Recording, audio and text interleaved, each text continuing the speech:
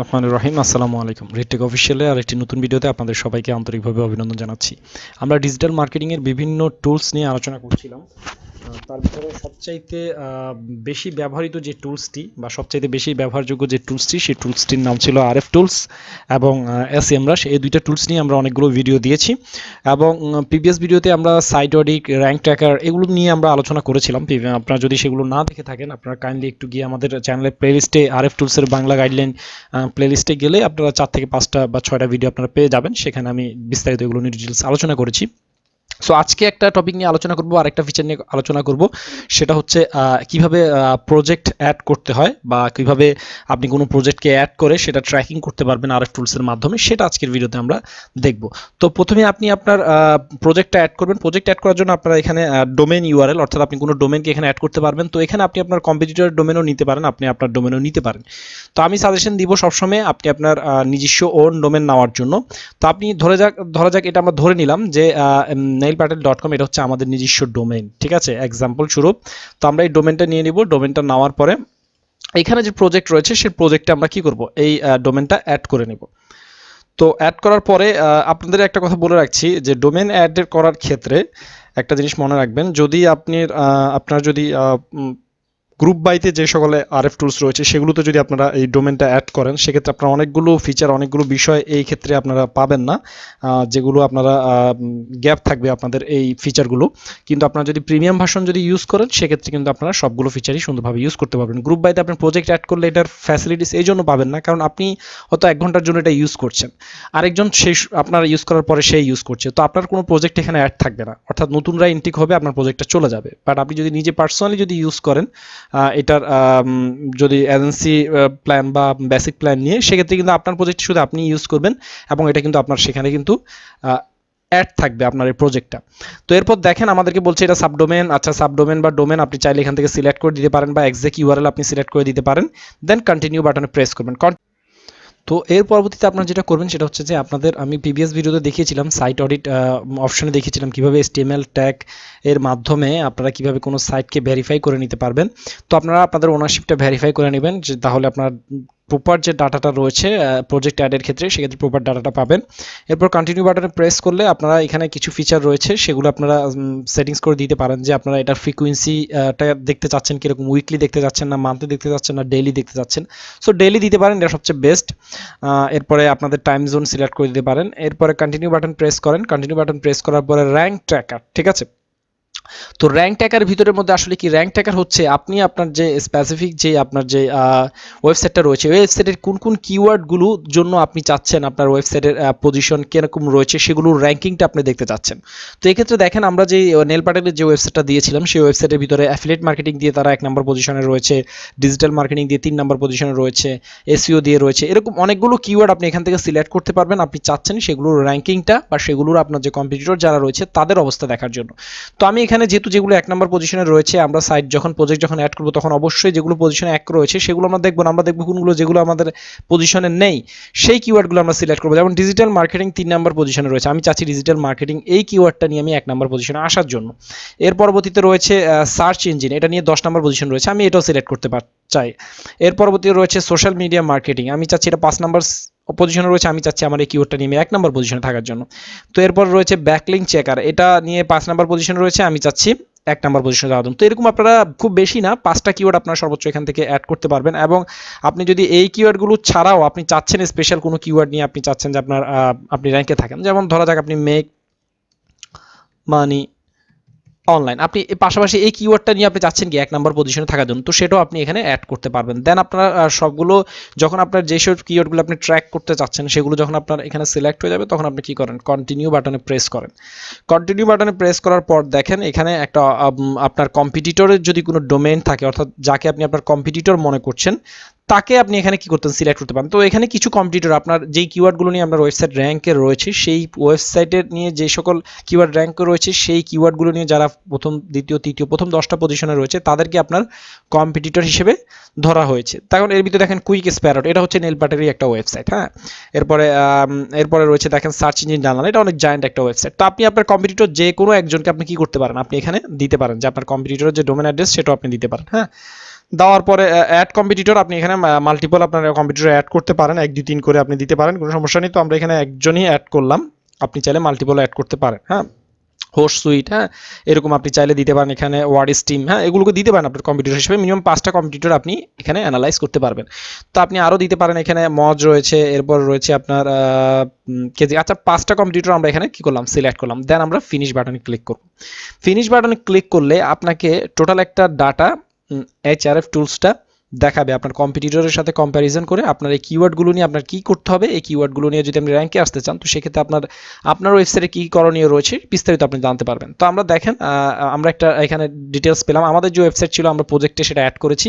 আমি আবারও বলছি, আপনারা যদি এখানে কোনো গ্রুপ বাইতে যদি আপনারা এই প্রজেক্ট অ্যাড করেন, তো সেক্ষেত্রে কিন্তু আপনারা এটার প্রপার যে একটা ভ্যালু যেটা রয়েছে সেটা কিন্তু আপনারা পাবেন না। কারণ আপনি প্রজেক্ট অ্যাড করবেন, আরেকজনে সে ইউজ করবে, আপনি সেক্ষেত্রে কিন্তু কি এটার পরিপূর্ণ যে ফায়দাটা, সে ফায়দাটা কিন্তু হাসিল করতে পারবেন না। আর এটার পরিপূর্ণ ফায়দাটা হাসিল করতে হলে আপনাদের যেটা করতে হবে সেটা হচ্ছে যে এটার আপনাকে পেইড বাই করে নিতে হবে, এবং আপনাকে এটার পেইড বাই করে অর্থাৎ আপনাকে এটার যে এজেন্সি প্ল্যান বা বেসিক বা স্ট্যান্ডার্ড প্ল্যান রয়েছে সেটা আপনাকে বাই করতে হবে। তাহলে আপনারা নিউ প্রজেক্ট বা এই প্রজেক্ট অ্যাড করার ফ্যাসিলিটিসটা বা ভ্যালুটা আপনি পাবেন।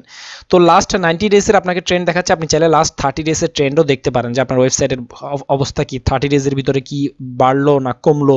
হ্যাঁ, এগুলো আপনারা কি বিস্তারিত আপনারা কি দেখতে পারবেন এই 30 ডেজের কনফিগারেশন যদি করেন। আর 12 মাস দিলে টোটাল 12 মাসের পুরো 1 বছরের আপনাকে দেখাবে। ঠিক আছে, তো আমরা এখানে 30 ডেজের দেখব। 30 ডেজের ভিতরে দেখেন এইচআরএফ র্যাঙ্ক আপনার কতটুকু বৃদ্ধি পেয়েছে, ডোমেন রেটিং আপনার যা ছিল তার থেকে ড্রপ করে নাই, রেফারিং ডোমেন কতগুলো পেলেন আপনি, হ্যাঁ, ব্যাকলিং কতগুলো পেলেন, হ্যাঁ, টোটাল আপনার অবস্থা 30 ডেজের একটা অ্যানালাইটিক ওভারভিউ আপনাকে এখানে দিচ্ছে। তো এর পরবর্তী যেটা করতে পারবেন সেটা হচ্ছে, এর পরবর্তীতে আমরা র্যাঙ্ক টেকার অপশনে এসেছি। র্যাঙ্ক টেকার অপশনে আসার পরে আমরা কিছু কিওয়ার্ড সিলেক্ট করেছিলাম, digital marketing, search engine, backlink, social media marketing. এই কিওয়ার্ডগুলোর পজিশন কেমন রয়েছে সেটার একটা আপনাকে এখানে একটা অনেক সময় এগুলোতে একটু ইরর হয়, সো আপনারা একটু রিফ্রেশ করে বারবার ট্রাই করে দেখবেন। আবার কিছু লিমিটেশনও থাকে, এজেন্সি প্ল্যানগুলোতে সেটা দেখা যায়, বেসিক প্ল্যানগুলোতে অনেক সময় অনেকগুলো রেজাল্ট আসলে শো করে না। তো যাই হোক, আমাদের এখানে আমাদের ওয়েবসাইটের যে র্যাঙ্ক টেকার যে অপশনটা রয়েছে সেই অপশনে যাওয়ার পরে আমাদের দেখাচ্ছে প্রত্যেকটা কিওয়ার্ডই একটা ভালো পজিশনে রয়েছে। 100 ভিতর, বাট পজিশনটা এখানে শো করছে না, আগে পজিশনটা আমাদের দেখিয়েছিল। এরপর সার্চ ভলিউমগুলো দেখাচ্ছে, কিওয়ার্ড ডিফিকাল্টিটা দেখাচ্ছে, এসিআরপি। তো এসিআরপি ফিচারটা আসলে খুব জরুরি। এসিআরপি ফিচার যদি আপনারা দেখেন তাহলে আপনারা অ্যানালাইজ করতে পারবেন যে আসলে আপনাদের ওয়েবসাইটের বর্তমান অবস্থা কি, বা আপনাদের ইমপ্রুভমেন্ট করার জন্য কি কি করা লাগতে পারে। আপনার কম্পিটিটররা যে প্রথম পজিশনে রয়েছে তাদেরকে কীভাবে আপনি ড্রপ করবেন। যেমন আপনার ওয়েবসাইট হচ্ছে এটা হচ্ছে আপনি ডিজিটাল মার্কেটিং এই কিওয়ার্ডটা নিয়ে আপনি 4 নম্বর পজিশনে রয়েছেন। এখন আমার কম্পিটিটররা এই কিওয়ার্ডটার জন্য কি করছে, বা এই স্পেসিফিক ডোমেনটার জন্য তারা কি কি ব্যাকলিং করছে বা কি কি করছে। দেখেন তাদের ব্যাকলিংয়ের সংখ্যা দেখাচ্ছে 842টা ব্যাকলিং করেছে। আর আপনার যে ব্যাকলিংয়ের সংখ্যা এই কিওয়ার্ডটার জন্য আপনার ব্যাকলিংয়ের সংখ্যা রয়েছে, আমরা যদি একটু চেক করে দেখি, আপনার ব্যাকলিংয়ের সংখ্যা রয়েছে 699টা, সরি 2000 ব্যাকলিং করেছেন আপনি এই আপনার এই কিওয়ার্ডটার জন্য বা আপনার এই ইউআরএলটার জন্য। আর তারা ব্যাকলিং করেছে মাত্র 842, কিন্তু তাদেরটা কেন আগে, একটা প্রশ্ন আসতে পারে। কারণ হচ্ছে তারা যে 842টা ব্যাকলিং করেছে সেই ব্যাকলিংগুলো আপনার থেকে অথরিটি বেশি সম্পূর্ণ, এবং তারা যে ব্যাকলিংগুলো করেছে সেগুলোর ভিতরে আরেকটা বেশি হচ্ছে কি তাদের ডোমেইনের ভিতরে ডিজিটাল মার্কেটিং এই শব্দটা রয়েছে।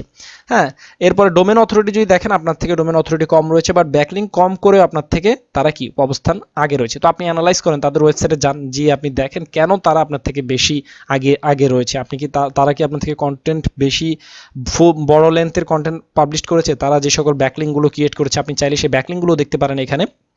তো সাইড অ্যাড প্রজেক্ট অ্যাডিং এর ভিতরে আসলে অনেক ভালো কিছু ফিচার রয়েছে। আপনি আসলে বিস্তারিত স্টেপ বাই স্টেপ দেখতে পারবেন যে আসলে কি কাজটা করলে আপনি আপনার কম্পিটিটরকে আপনি কি করতে পারবেন, আপনি পিছিয়ে ফেলে আসতে পারবেন। তো দেখেন একটার সাথে একটা রিলেটেড। এখন আমরা চলে এসেছি তার সেই যেই এই কিওয়ার্ডটার জন্য সে যতগুলো ব্যাকলিং করেছে সেই ব্যাকলিংগুলো।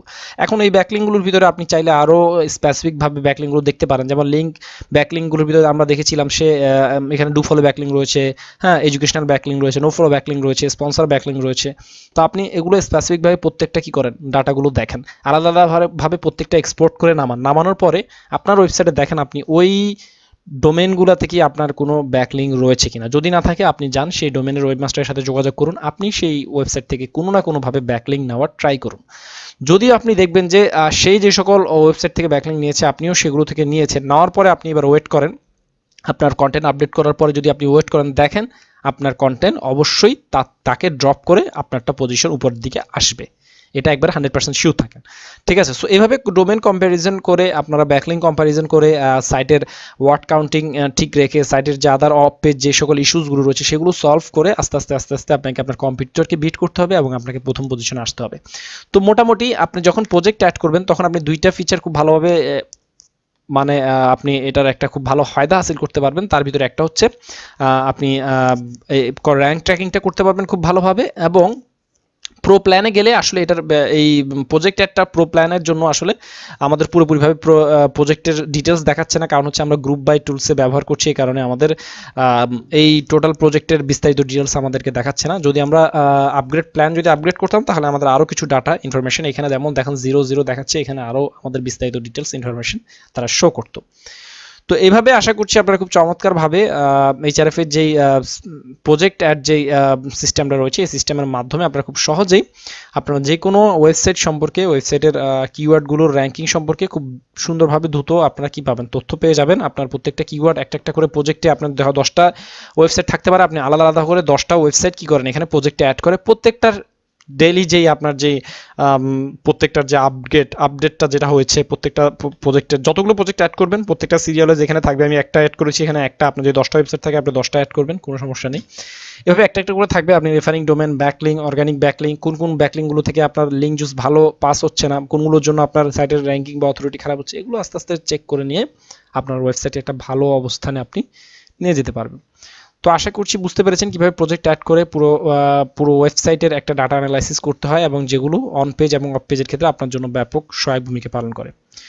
সো আশা করছি এই ইনফরমেশনগুলো আপনাদের জন্য হেল্পফুল হবে। যদি ভিডিওটি ভালো লাগে অবশ্যই ভিডিওটি শেয়ার করবেন আপনার বন্ধুদের সাথে যারা এইচআরএফ বা ডিজিটাল মার্কেটিং এই টুলসগুলো সম্পর্কে জানতে ইন্টারেস্টেড। আর আপনার যদি কোনো প্রশ্ন থাকে এই ভিডিও সম্পর্কে অবশ্যই আমাদের কমেন্ট করে জানাতে ভুলবেন না, আর অবশ্যই ভিডিওটি শেয়ার করবেন। আগামী পর্বে আমরা নতুন কোনো টুলস নিয়ে বা নতুন কোনো টেকনিক নিয়ে আপনাদের সামনে এসে হাজির হবো। সে পর্যন্ত সবাই ভালো থাকবেন, সুস্থ থাকবেন। ধন্যবাদ সবাই।